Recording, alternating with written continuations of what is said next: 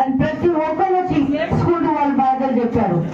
ఆ బాధలని విని ఆ బాధలకి పరిష్కారం రూపంలోనే ఈ 6 గ్యారెంటీ కార్డులు తీసుకొచ్చారు బట్టి విక్రమార్క గారు.